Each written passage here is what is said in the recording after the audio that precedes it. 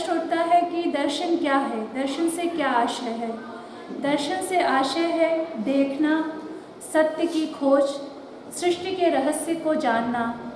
हमारे अबोध मन में बहुत सारी जिज्ञासाएं, बहुत सारे प्रश्न होते हैं कि ये जीवन क्या है, मृत्यु क्या है, परमात्मा क्या है। संतों ने, सूफियों ने अपने दर्शन के माध्यम से जीवन के रहस्य को समझाने का प्रयास किया।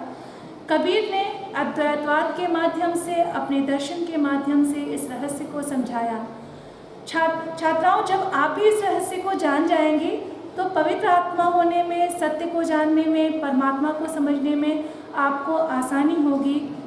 तो मुख्य उद्देश्य आपके उन ग्रंथियों को खोलना और ये बताना है कि जीवात्मा और परमात्मा के बीच का संबंध क्या है। संसार एक मायाजाल है। गुरु के ज्ञान से अज्ञानता का नाश कर भवसागर से पार ले जाना भी हमारा मुख्य उद्देश्य है आपको बताना। कबीर के दर्शन को संक्षेप में कुछ बिंदुओं में समेटने की कोशिश की है। ब्रह्म, जीव, जगत, माया, मोक्ष। अब सबसे पहले जो सर्वशक्तिशाली, जो सर्वव्यापी है, वो है ब्रह्म।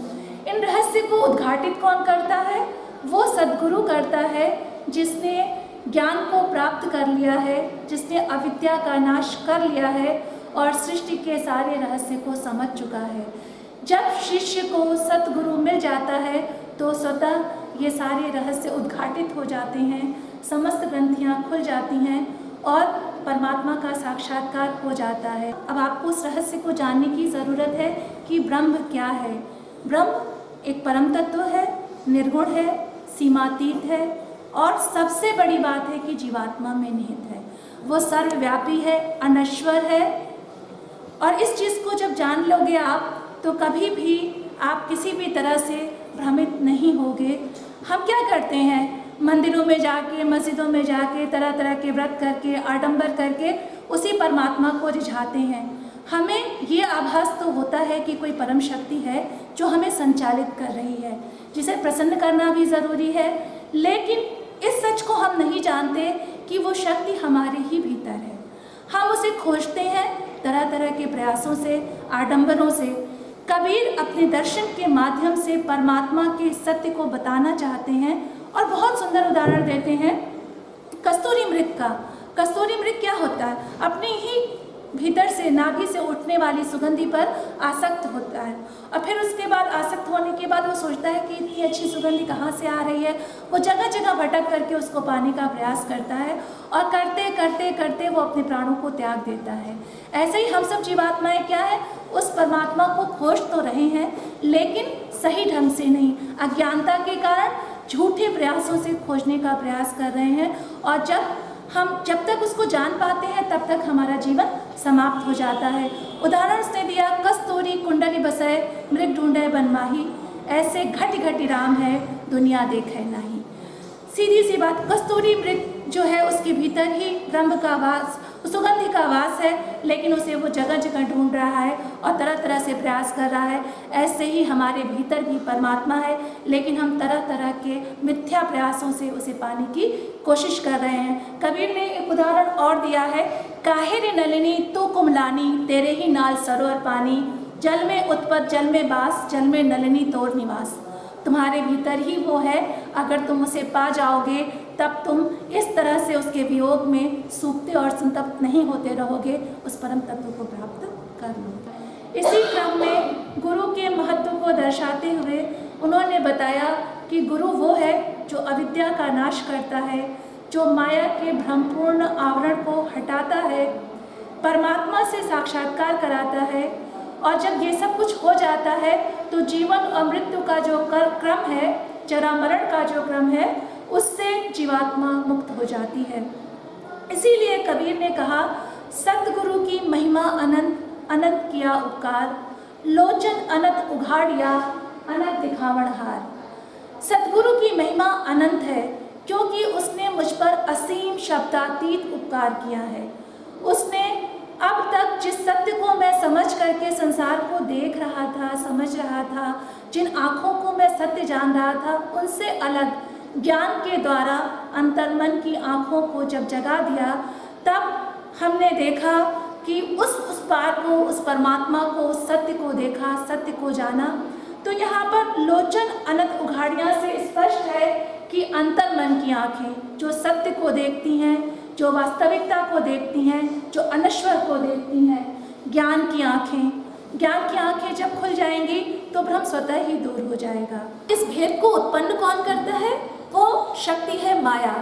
माया के दो रूप हैं। माया का एक वो रूप जो जीवात्मा को अपने वश में करता है, माया का दूसरा वो रूप जिसमें जीवात्मा ने जितेंद्रिय होकर के माया को अपने वश में कर लिया। इसीलिए कबीर ने माया को एक प्रेरक शक्ति भी कहा है। इसके साथ साथ उसको ठगनी, डायनी, सरपड़ी भी कहा है। अविद्या से जीवात्मा के वश में माया होती है और जैसे ही जितेंद्रिय जीवात्मा होती है, माया उसके वश में हो जाती है। कबीर ने उदाहरण दे करके कहा, माया महा ठगनी हम जानी, तुगनी फांस लिए कर डोले, बोले मीठी बानी। वो ठगनी है, वो तरह तरह के भेष बदलती है और इतनी खूबसूरती से बदलती है कि उसके भ्रम को हम सत्य मान लेते हैं। उसके आडंबर में, उसके आकर्षण में लिप्त होकर के, भ्रमित होकर के हम अपने मूल से भ्रमित हो जाते हैं, अपने मूल से विलग हो जाते हैं। वो त्रिगुणी फांस क्या है? सद्गुण, रजगुण और तमगुण। इन्हीं गुणों से वो निरंतर हमें आहत कर रही है, हमारे बहुमूल्य समय को नष्ट कर रही है। अब है जगत। इस संसार में हम आते हैं, संसार को सर्वस्व मान लेते हैं, इसमें सुख साधन जुटाते हैं, इसी में जीते हैं और इसी में जैसे सारी इच्छाओं को पूर्ण कर लेंगे, जैसे यहाँ से कभी जाना ही नहीं है। तो सचेत करते हैं और बताते हैं कि संसार भ्रम है, भवसागर है, लहरों की तरह इच्छाओं के उठान में आप उठते हैं, गिरते हैं, बार बार फंसे रहते हैं। ये संसार एक माया जाल है। बहुत सुंदर उदाहरण से उन्होंने इसे स्पष्ट किया। यह ऐसा संसार है जैसा सेमल फूल, दिन 10 के व्यवहार को झूठे रंग न फूल। सेमल का फूल बहुत खूबसूरत लगता है, लेकिन जैसे ही पंछी उस पर चोंच मारता है, वो बदरंग और बदसूरत होकर के सामने आ जाता है। ऐसे ही इस दुनिया में जब हम सुखों को भोग रहे होते हैं, तो ये संसार, ये दुनिया हमें बहुत खूबसूरत लगती है। हम रिश्तों के जाल बुनते हैं और उनमें इतना डूब जाते हैं, उसकी कशिश में सही गलत का भेद भी भूल जाते हैं और जीने लगते हैं। जब सत्य से टकराते हैं, जब काल की चोट लगती है, तो वो स्वप्निल जो संसार है वो टूट जाता है, एक कड़वा सत्य सामने आता है। लेकिन ऐसा करते करते बहुत देर हो जाती है। देर क्यों होती है? ज्ञान की कमी के कारण। हमें बांध रहा है, इससे अपने आप को मुक्त कर लेंगे, उस परम तत्व से मिलन हो जाएगा, अविद्या का नाश हो जाएगा, तो परमात्मा से एकाकार हो जाएंगे। भवसागर से जीवात्मा स्वतः पार हो जाएगी और पार हो जाएगी तो मोक्ष की प्राप्ति होगी। वो क्या है जो हमें उससे अलग कर रहा? अहंकार। हम आते हैं इस दुनिया में, सब पाते हैं, मैंने घर बनाया, मैंने दौलत बनाई, मेरा बेटा, मेरी पत्नी, मेरा सब कुछ। मैं क्या है? कुछ भी नहीं। जब जाओगे तो खाली हाथ जाओगे। इसीलिए उसने कहा, जब मैं के साथ तुम उसे ढूंढोगे तो तुम हमेशा उससे अलग रहोगे और इस अलग होने की पीड़ा कभी तुम्हें आनंद नहीं देगी। कबीर ने कहा, जब मैं था तब हरि नहीं। इसके साथ साथ उन्होंने कहा, हेरत हेरत हे सखी रहया कबीर हेराए, बूंद समानी समुद्र में सोकत हेरी जाए। अभी तक जब मैं उसे ढूंढ रहा था तो हेरत हेरत हे सखी, मैंने उसको ढूंढा, इतना ढूंढा कि मैं उसमें डूब गया और जब डूबा तो मेरा अहंकार, मेरा मैं सब खत्म हो गया और एक स्थिति वो आई जब मैं उसमें विलीन हो गया। बूंद समानी समुद्र में, अब बूंद समुद्र में समाहित हो गई। आप उसे लाख अलग करना चाहो, वो अलग नहीं हो सकती। वो उस परम तत्व को पा चुकी, मोक्ष को पा चुकी, आनंद को पा चुकी।